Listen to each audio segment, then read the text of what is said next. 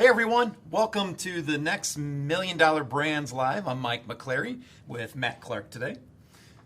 And thanks for joining us. So today we're going to be talking about the 4 criteria of a real business. And so this is something that kind of is what started everything we do off, was thinking about this a long time ago. Because a lot of times, you know, everyone out there is going to talk about different businesses you can build, different opportunities, different ways to make money. But what we want is that for you to do all that work for building a business, that you're left with more than just income, hopefully income to start off with, but you're left with more than that after you do all that work. And that's what today is all about, is what are these 4 criteria and what business model kind of fits these and which ones don't. Maybe some of the ones you've looked at on maybe YouTube or you've read in books even. Some of these business models, in my opinion, and I believe Mike agrees mostly, are likely a waste of time, long term. And there's certain reasons why, and we'll talk about those. Maybe a little bit controversial, but that's totally cool. We're giving you our opinions, and hopefully you kind of understand where we're coming from by the time we get done with this. You know, and as the topic of the live today talked about, as you can imagine, MLM is probably not one of the ones that we think meets all the criteria for a lot of different reasons, but one reason is one of the 4 reasons we think that businesses that you should look for are really good opportunities is longevity. So we always want to teach people to start a business that's not going to be around just for a short amount of time. Sure, it might be great to make a lot of money for, you know, a few months, maybe a year, but if we're really looking to build a life-changing business that you can retire off of, you can maybe pass on down to your family, that you can feel confident and just not nervous all the time, you want a business that's going to have staying power. So the best way to think of this is to think about businesses that don't have staying power. So think about, you know, for example, any kind of fad product. Who remembers fidget spinners? Those things were crazy. And we definitely know people who made a killing for maybe 6 months to a year, but very shortly after that, that product was dead in the water. You know, not only did the product have a short lifespan because kids get bored of it, but everyone started selling the exact same fidget spinner. And even like sites like Amazon and other websites started outlawing them. You couldn't sell them anymore because everyone was, you know, copying the exact same product, violating some people's patents. And so like a real fad product like that is not a good product to stick around with. Another one you might not think of is, you know, it's not that it's a bad business, but restaurants have a really hard time sticking around. I actually did some research here. The restaurant broker study, they found out that 90% of all restaurants don't make it past 1 year. That is a crazy risky business to get involved in. I know that I think the idea of starting a restaurant's always sounded really cool, because especially if you like to eat like I do and you like a lot of good food, it sounds like a really neat business to get into. But if you knew that there's only a 10% chance that a year later now, that all the time and all the money you put into it, would you still want to do it? And the answer for me is heck no. And even after 5 years, the numbers are even lower, that how many restaurants stick around that long. So that's another business that really does not have staying power.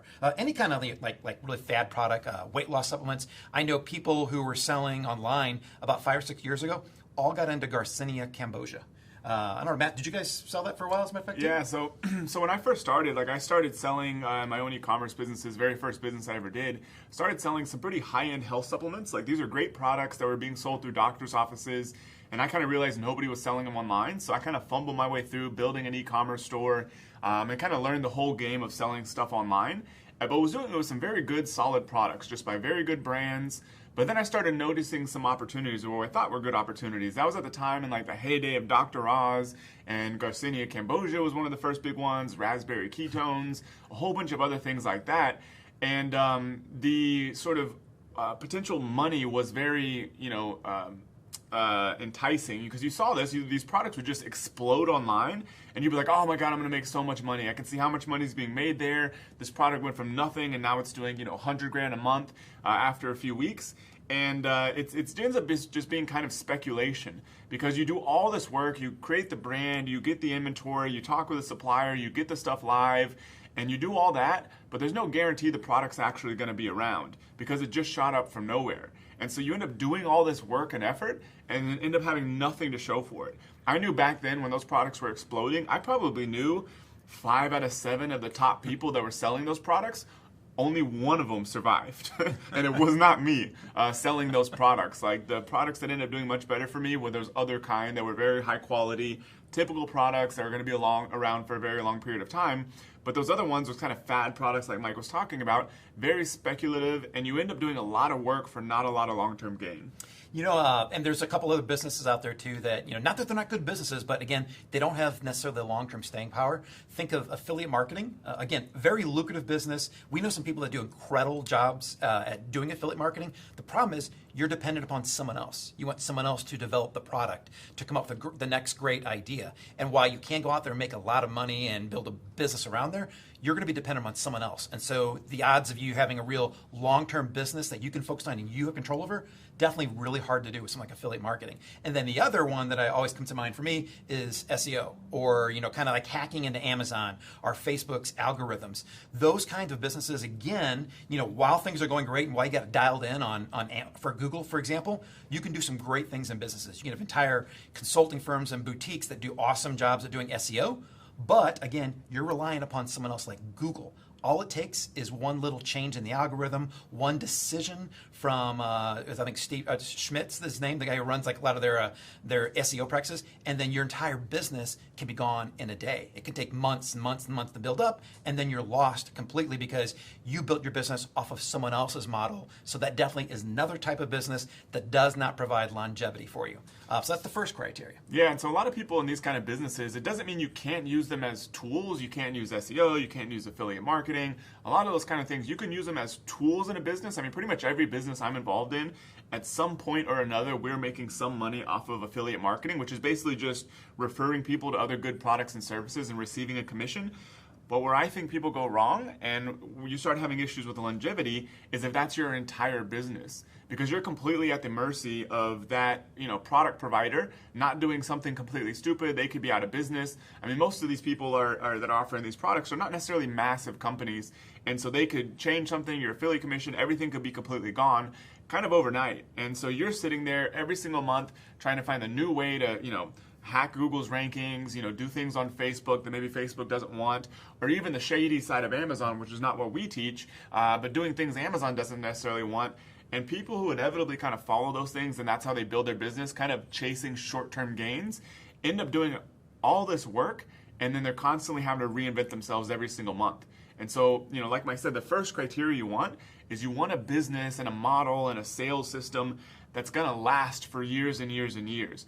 Because, there's a compounding effect in business. It's like, especially at the beginning, it may feel like you're doing a lot of work, and you may feel like you're not really seeing anything produce. Maybe your sales haven't taken off. Maybe you've actually lost money because you've put some money into the business and your sales haven't taken off enough. And so it feels like you're doing all this work at first, and then finally things start taking off. You start building momentum. You start building sales rankings. You start building a customer base. You start building brand recognition and all those sort of different things that, however long it takes. For some people, it can be a month, 2 months, 6 months. You start riding that wave of momentum, and finally when you get to that point, that's when things get a lot easier in business. But people that are chasing sort of short-term hacks and strategies and business models, they sort of may get some early gains, but they never build up that momentum because they were kind of building the thing on a shaky foundation to begin with. And it's filled with stress too. We know that from experience. Yep, for sure. So yeah, that's the first criteria, is a business that can actually stay around for a long period of time. The second one is a business that can be run by other people. A lot of times people go out there and build businesses. We see this stuff all the time with people teaching online businesses, especially. They'll teach you things about consulting. They'll teach you things about starting an agency and all that kind of stuff, maybe even affiliate marketing, or maybe becoming an influencer, that sort of thing. The problem with these businesses, it doesn't mean people don't make money. Some people make money in these things, but you should know what you're getting into, because most of those businesses, you're going to have a hard time letting somebody else run the whole thing. There's a reason Richard Branson is able to spend a lot of his time living on an island, doing all kinds of charitable causes, doing things with his safari over in South Africa and all kinds of cool stuff like that, is because he runs businesses that can actually be run by other people. If you're in the kind of business that can really never be run by anybody else other than yourself, because maybe it's your face and name, or maybe it's just not the kind of business that can, that's not a good situation to be in. Because another problem is that, we'll talk about this in a second, but the business is going to have a hard time selling it also. But either way, what you want is a business that can run and grow without you. You can hire people, because just about any business, no matter how unique you think it is, it's probably not that unique when you get down to it. And there's people out there you can hire, bring on, train that can do what you do. And when you get to the point where your business is running without your involvement, that's when you have a real business. That's when you have something that you can decide if you just want to take in the cash, or if you want to sell it, or if you want to just step back and actually grow it while you have a team that runs it. So that's super important criteria of this. Yeah, and I know that both Matt and Jason, the other co-founder of Amazing, they taught me a valuable lesson several years ago. They used to give me trouble all the time because when I had my Amazon business, I was running it practically all by myself. I was going out there answering customer service emails, calling customers on the phone. I was out there every single day looking at all the reviews and responding to them personally, and they would laugh at me like, why are you doing that? Anyone that you know you could hire and do that for you. And finally kind of hit me like, you know what? Why did I build this business? Did I build it to, have more freedom with my family and my life? Or did I build it just to create another job for myself where I was just as stressed as I was before when I had my other corporate job, every day getting up like, I got to check the messages, got to check the emails, got to check the reviews. And I realized, wow, this business is perfect for that. I now am able to come down here to Austin, Texas, hang out with all the folks at Amazing, do these live training sessions, go to Vegas, which is great, and nothing like that ever happens. So you definitely want a business. You can train someone. It'll make your life so much easier and also less stressful as well. Yeah, and unless you have a big budget or a lot of experience, chances are you're going to start doing everything yourself. That's how I started in business. That's how Mike started in business. A lot of times that's how most people start, is you start off, you're just one person, you've got a little bit of money you're going to put into this thing just to get it off the ground. And so that's how pretty much all of us start. We're the customer service manager, the finance manager, the marketing manager, operations manager, everything. But then as things pick up a little bit, my opinion is, and I'm a little bit more extreme on this side, some people are not quite as extreme, but for me, it's like in my first e-commerce business, as soon as it was making enough money to pay myself, I hired another employee. And that actually ended up basically cutting my potential take-home pay in half at first, because the business was only doing a few grand a month in profit at first. And so I basically hired somebody immediately because I knew that if I wanted to scale this thing up, I was never going to get there, doing everything myself, because there's only 24 hours in a day. So I had to find a way to hire somebody, have them be productively working on the business while I could do things that grew the size of the business. So you're likely going to start doing this thing by yourself, but you should have your eyes on hiring other people to take care of essentially everything eventually. Everything in your business, ideally, especially the things that you think only you can do. Because those are typically the most dangerous things that we think that nobody else is ever going to be able to take on this area of the business, and that's typically just not true. Either you hire them or you train them. Either way, there's nothing in your business that only you can do if you build the right kind of business that can be run by other people. If it's a super personality-based business, it's going to be hard replacing your own sort of personality. And so if it's a consulting business or an agency business, most people running those, they end up getting so involved in doing client work that they never are able to step back and build a real business. Some people are smart about building those businesses, and you can build those into one that is run by other people, but that's typically not what people do in those businesses. So definitely important. Second criteria is a business that can be run by other people. Now, before I get to the third criteria, I want to say hello to some people. We have Peter Locke watching from Alberta. Hello, Peter. Trevor Work watching from Northern Ireland. Awesome. Ross Jordan doesn't say where, but hello, Ross. We also have, Heather from British Columbia. We have lots of people. Ann Cole. We have Atorje. Also, we have Annette with her whole family here. And just lots of people. Got a couple hundred people probably responding here. All right, we have more people, just Tugs, Rob, everyone. Hello, everyone. Thanks for joining us today. Remember, we're here every weekday at 3 p.m. Central Time. So the third criteria for really building a real business is going to be cash flow. Now, cash flow is the lifeblood of a business. Almost every major business out there, that when you talk to them about what's one of the main factors in either helping them to grow quickly or hindering them, it's cash flow. This is a concept that I didn't quite understand starting off with. I always thought it's about profit. How do you make profit? How do you make profit? How to make more of a profit, increase your profit percentage. And then I learned a lot from all the people here, Matt, Jason, Rich, other people selling, running their own Amazon businesses, that cash flow is a huge component, because cash flow is what helps you grow the business. When you're able to have a business that generates a lot of cash flow, that helps you take that money and then put it right back into the business, whether it's for purchasing more inventory so that you can go out there and make more sales. Because I know early on, the only thing holding me back from growing faster was having enough inventory. You're always a little hesitant starting off. You think, is this going to work for me? Am I going to buy all these products and have it just sitting somewhere in a warehouse? And so you make these very conservative decisions, which aren't bad when you're starting off. There's nothing wrong with that at all. But then you quickly realize that, wow, after 2 weeks I sold out. Now I have to wait 30 days. And so when you're ready to start increasing your inventory, the one thing that can be holding you back is cash flow. So you need a business that's able to generate a lot of cash. That way you can keep growing your business as fast as possible. You can buy more inventory is one example. You could hire people to do the things for you that you want to do. That's another way to really grow your business, because if I'm able to do something, well, if I have 2 people that can do it just as well, then I can get things done twice as fast. Also the cash flow, it helps you also hire more people, more experts in industry. Early on, again, I would do some of our own graphic design. I would build our own websites. But once I had the cash flow to invest in those other areas, then things went much faster, and I was able to get things done much better. When it's someone else, build a website for me. When I had someone else take photos for me, that totally blew away the photos that we had. When I had someone create videos, kind of instructional videos, we hired a guy living in Colorado. We got off a site like Fiverr. He did the most awesome videos using our products out in the wilderness, something that I could never have done if I didn't have the cash flow to go out there and do that. So cash flow is a really important thing. Also, when you think about the businesses that don't provide a lot of cash flow, sorry about this. Product here is kind of falling over on me. Think about maybe drop shipping. Very common, popular business model, been around for a long time. But when you do drop shipping, your profit margins aren't very high either. So while that may not be exactly the same thing as cash flow, but generally, when you're not selling very high-tech items and you're making a small margin off there, the cash you have coming back in because of those low margins doesn't help you grow. Same thing with retail arbitrage. When you're going out there and buying products at maybe Walmart or Target and trying to bundle them together, then sell them for a few percentage points of profit, again, you're going to be limited on cash flow. For one, because you have to go out there and physically buy all the stuff right away, then ship it in there and sell it, and then have to compete with maybe 20, 30 other people all selling the exact same product. Then again, you're making less sales and you're not getting in the cash flow and profit that you need.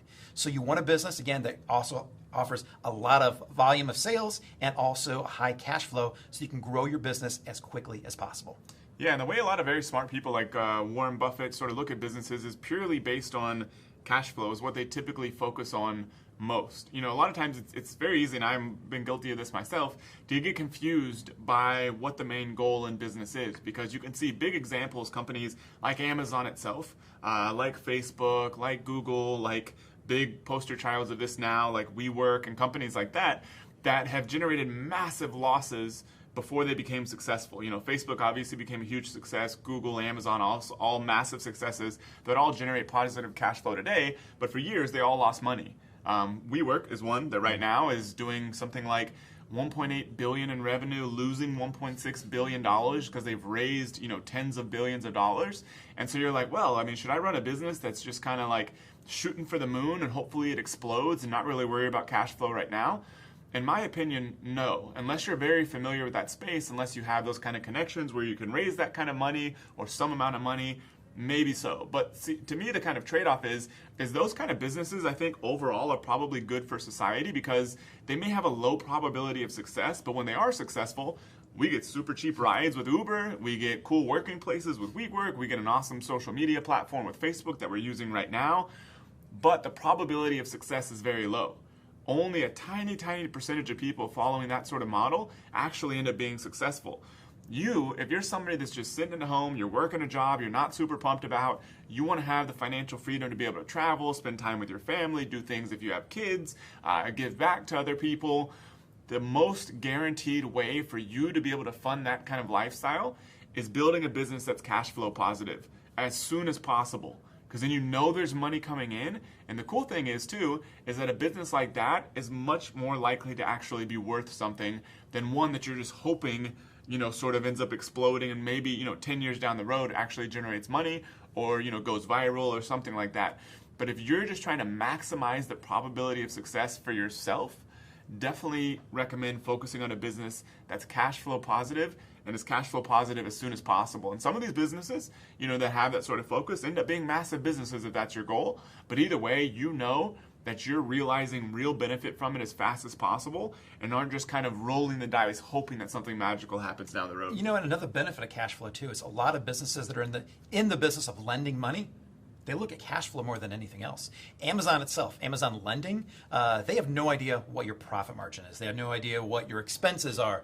They have no idea what your product costs are. What they do know is what your cash flow is. They look at how many sales you're making every single month, and based upon that one metric and that metric alone, they determine how much money they're going to loan you for your business to run.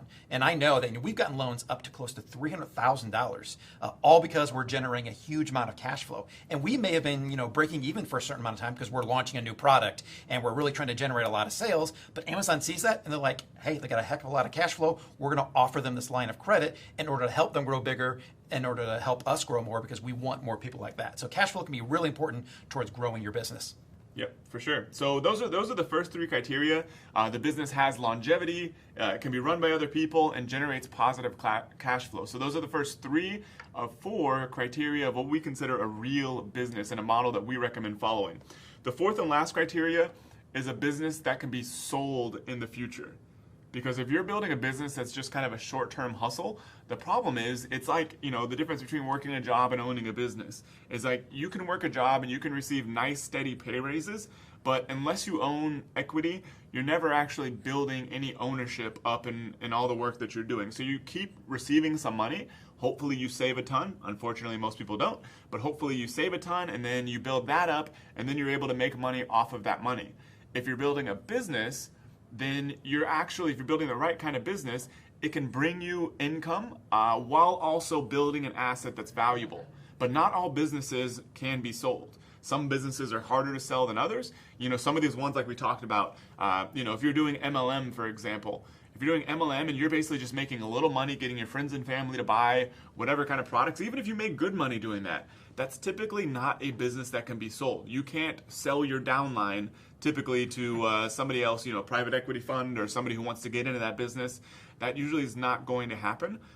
Drop shipping can also be a little bit harder because if you're in a drop shipping business, you don't really own a brand. Maybe you own a website or something that's getting some traffic, but that's going to be harder to sell also. But if you actually own a brand and own a business that can be sold, then you can make income while actually building an asset. And so you can, say you make good income throughout and you're like, okay, I'm done, I want to sell out. You can typically sell a good business for anywhere from 3 to 5x more annual profit. So if you're doing, $100,000 a year in profit, 300 to 500 grand that business is worth. If you're doing $1 million a year in profit, $3 million to $5 million or more, you can actually sell that business. And the cool thing is that if you're in the U.S. anyways, not a tax expert on the U.S. especially, or the rest of the world, but not U.S. either, but typically in the U.S. you're going to pay long-term capital gains rates, which means you're only getting taxed at about 20%. So if you sold something for $1 million, you should walk away with about 800 grand in your pocket. So not a bad way. It's also more tax efficient to make money that way by selling a business than just getting a bunch of income. And as your income keeps going up, you're going to have to pay higher and higher taxes.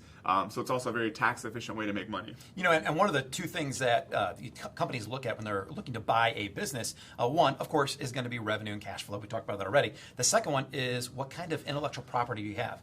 And by intellectual property, we're not talking, patents out there, some kind of crazy new idea that you have that no one else can do. Your brand. Your brand is your most important piece of intellectual property, and that's what these companies are really buying. As long as they know that you have a great brand that you've built out there, that customers trust, you have a raving fan base that know that every time you launch a new product, a new service, that they are the first in line, they want that. That's the power of a brand, and that's the real true asset of a business that companies are buying from you, and why they're willing to pay 3 to 5 times your annual profit for that business, because you have a brand. They don't want to go through the hassle of building that up. They don't do that as well as you do. That's not their expertise. We're the ones who out there and build the brand. We know exactly what our customers want. We know what our category, what our market is, what their desires are, what kind of products they want. So we know how to go out there, build that brand, so that every time we go out there and launch something else, we have an immediate base of people who want more and more products, which is incredibly valuable to another business. Yeah, a lot of times when people are buying a business, a valuation is typically based on somebody's estimation of future cash flows, the present value of future cash flows. And one of the advantages of owning a brand is that your future cash flows are more defensible. If you just have a business that anybody can kind of rip off because you don't own a brand, you're selling other people's brands, somebody else can undercut you, then it's going to be harder to justify that this business without a ton of work is going to keep generating cash flow over the long term. If you own a brand, however, especially if you get a trademark, which is relatively inexpensive, later on you can worry about getting a patent or something like that. Not completely necessary, but even a trademark, somebody can't just come rip off your brand without there being a legal issue. And so your business, based on that alone, if you've done a good job building a brand reputation, social media following, some sales channels, your business is going to have the likelihood of being able to consistently generate cash flow for longer, which is why it's a much more sellable business. And trademarks aren't that scary. I know they may take a year or two to get, but I think, Matt, maybe later on in another session, we'll talk about some really cool things that are happening in the world of trademarks and intellectual property. They're going to make things a lot easier if you're in the right business. Yeah, a lot of times, people are kind of scared about selling on Amazon, which is what we talk about a lot, because they're worried that, somebody's going to rip off their product, or there's quote unquote, if you've heard the term hijackers or counterfeit versions. A lot of people are concerned about that. Amazon doesn't want that happening either. It doesn't make Amazon look good. It doesn't make people feel comfortable buying from Amazon. So Amazon's fighting that like crazy. And what Mike was just talking about is Amazon taking more and more and more steps to get rid of that BS out there. And so they want to protect the brand owners so that the brand owners feel comfortable selling their products on Amazon. Because if you've ever been in the situation where you're selling some products outside of Amazon, you're likely going to get an email from Amazon at some point asking you to come sell your products on Amazon, because Amazon wants every product, every brand on there, and they're fighting to make sure that they are the place where the most products are sold. And that keeps happening, and people are incentivized inside their company to go out there and recruit brands. And so they want brand selling on there, and they know for brands to be comfortable, they have to feel protected. So Amazon's doing a lot of cool things in that space. Which leads us to, we're talking about Amazon being a great marketplace for protecting and growing your intellectual property.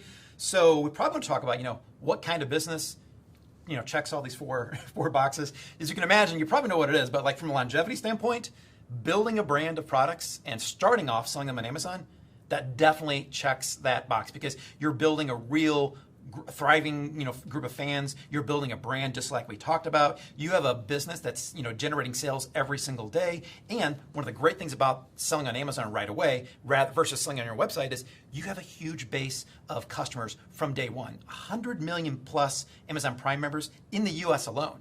So getting started on Amazon is not only a way to get going quickly, it's a way to build a business and a brand that has definite staying power. And you know what? The physical products business has been around for thousands of years. It's always been a business model. It is today, and it always will be. People always need to buy stuff. That's why building your own brand, which is so important, that's why it's one of the best business models out there, because it definitely has staying power and longevity.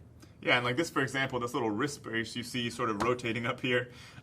This is a product that, people have been probably buying and selling wrist braces for 50 to 70 years or something now, and they're going to keep buying them for another 50 to 70 years most likely, which you can't really say that for if you've built some business that's kind of like leveraging some loophole in the current most popular social media platform or something. A lot of times you can use that stuff to grow your business just by like the biggest companies on the planet. They'll jump in the newest social media platforms to help add some incremental value to their business, but their core business typically is built around something that's going to last for a long time. So a perfect example of that kind of product is something that's going to be around for a long, long time, and that's the kind of stuff we recommend you sell. It makes your life way easier, way less stressful, and your cash flow is way more predictable. The second one we talked about was a business that can be run by other people. Again, we're living, breathing proof of that. The Amazon business model is absolutely the type of business where your customers, they don't care who you are selling them. They don't even know who you are. All they know is that there's a brand of products they have a lot of faith in, and they're buying.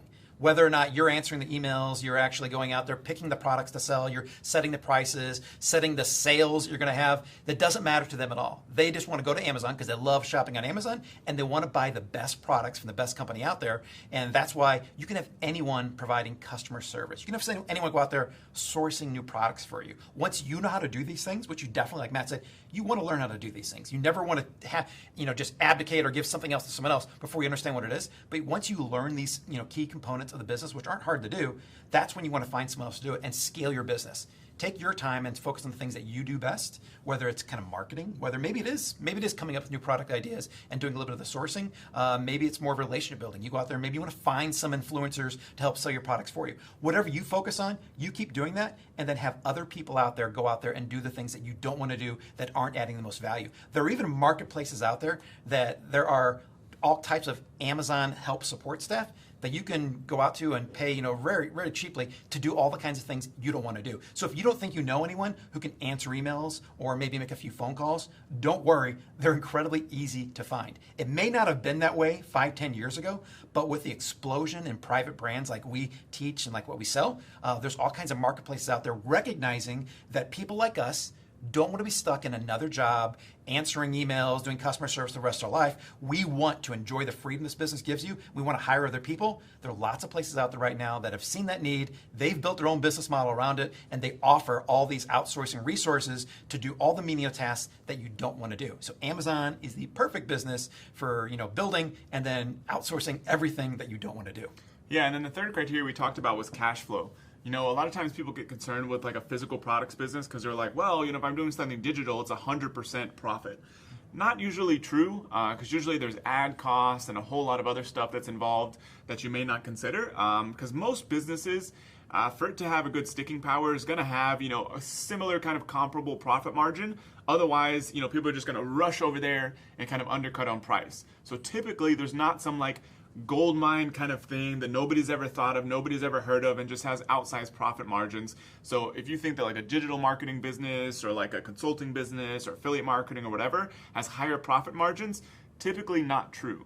A physical products business can have very, very good profit margin. That's how, Apple, one of the biggest companies in the world, has built up like a $200 billion cash pile primarily selling physical products. I believe iPhone sales still make up something like 50% of their sales. A physical product that costs a good amount of money to manufacture, they have tons of technology in, has built up one of the biggest cash piles for any corporation in history, selling physical products. You can do the same exact thing, though likely on a smaller scale, in your own business. Physical products business can be extremely cash flow positive and consistent if you do things right. If you price it accordingly, you negotiate well with your suppliers, and do all those sort of basic things, you can easily enjoy, 20% net profit margin, which is after all expenses, even hiring people, after everything that's involved in your business. Gross profit margin, if you're not super familiar with this, is basically just your revenue less the direct cost of your product, like packaging, the actual product cost, maybe shipping. That a lot of times can easily be 40 to 50%. And then, stuff that happens after that is basically if you want to hire people to run your business, and even after all that, you can easily make, 20%. So if you're doing $100,000 a month in revenue, you could be putting in your pocket $20,000 a month of that fairly easily, fairly conservatively. Some people who do more of the stuff in their business themselves have bigger profit margin, but they're doing more work. So totally possible. And I didn't realize this starting out either, but a 20% net profit margin after everything else, it's huge. Most major companies out there are not coming anywhere close to a 20% profit margin after everything is taken care of. It's incredible, the kind of margins. And if you want to know, I saw some people asking actually what the real profit margins. I know we're talking about cash flow here, but a real Amazon business, what are the costs and how does it lead to profit margins? So first off, when you're buying your product, this is from real for me. I have a product that cost me $9 to buy from someone in China, and I sell this for basically $40, $39 on there. So that's less than 25% of my cost is actually for the physical product. Amazon is going to take 15% of your sale as what they call the referral fee, kind of like a commission, and then about another 15% for taking care of all the fulfillment, the receiving the products, putting it into their warehouse, pulling it off the shelf, putting it into a box, shipping to customers, taking care of customer service, returning the products. That's another 15%. So now we're up to about 50% total. And then I always factor in another 10 to 50% in advertising. So then we're maybe up to like 65%. The other 35%, after all those costs are baked in, that's the profit margin right there. There are no other real costs out there unless, except for maybe a customer service person part-time answering questions. Those are real numbers from a real Amazon business showing you that there's a huge amount of profit you can make off of every single sale on Amazon. Yep. And then the last criteria is a business that can actually be sold. Like you actually have a real asset. And with this kind of physical product business that we talk about a lot, it absolutely can be sold. We see people do this all the time. We have a relationship with 2, maybe 3 brokers that sell these businesses all day long because we have a lot of members of ours people that we've taught that'll end up being like, I'm in this business, I've made some good cash flow. Now I want to sell this thing because maybe I want to start another brand, or maybe I just want the money to go do whatever I want to do with my life, retire, whatever. And so they end up coming to us, like asking for referrals to a business broker. And so that's why we have a couple different relationships. And so a 3 to 5x annual profit multiple, very typical. As long as you've been in business for a year or two, as long as you maybe have like 100 or 200 grand a year in profit sort of coming in, then you can typically sell one of these businesses for 3 to 5x that. No problem whatsoever. I mean, we've had people that have sold these businesses even faster on the extreme side. One of our people is after about 18 months, he ended up selling his business for $1.8 million, and I think he got 5x annualized profit because he'd only been in business for 18 months, so his business was just growing like that. So I think maybe they took like the last 6 months of his business and said, okay, if the next 6 months was like this, let's multiply that full 12 months times 5, and they gave him that valuation, which is how he ended up with basically a check for $1.8 million. A little bit extreme, doesn't mean you're going to get that, but still it's an awesome opportunity with a business that has real value and can be sold, unlike a lot of other business models. And you know what he did after that? What? Started another Amazon business. Yeah. Think about that. He knew exactly what to do. Imagine now, we know how quick it is to build a business like this. 18 months is, not atypical. It's definitely, he definitely did the right things to build a business, but it's realistic, can be very, very doable. And after you do that the first time, you can do it even faster the next time because you know exactly what to do. You kind of miss all those pitfalls. So we know people that go out there and they sell the business, then go out there and start another one and want to repeat the process. It's an incredible model. Yep. So those are the 4 primary criteria, and the business model that we talk a lot about is directly related to these. And we actually have lots of free stuff coming for you. We've got more of these daily live shows, which you can access at AmazingLiveNow.com, and we'll post the link in the comments. AmazingLiveNow.com. So we're doing these live daily shows on a different topic every single day. 3 p.m. Central. You can also watch the recordings if you can't make it live. And so come back here tomorrow, 3 p.m. Central, and we're going to do another one of these, and we've got them starting up again next week because tomorrow's Friday. And then also we have a 4-part video series walking you through how to build this entire business from scratch. The video series is 100% free. There's probably, about 2 hours worth of content, lots of cool bonuses, including a software that helps you find products to sell. Lots of cool stuff over there. So that's available at AmazingLiveNow.com/free. And that will also post in the comments below. So I don't know if you have anything else. No, just tomorrow's session. We'll be in Vegas, but we're still going to have the live session at 3 p.m. Central or 1 p.m. Vegas time. The topic tomorrow is going to be pretty interesting, but I'm not going to tell you what it is because you have to join us to find out what it is tomorrow. All right, well, thanks for joining us. It's been a pleasure. And if you have any questions, comments, anything like that, drop them below. We'll check them out after. If nothing else, go check out those 2 sites to get the access to the daily live sessions. You can actually register, get access to the 4-part video series if you haven't already, and hopefully we see you tomorrow. Thank you.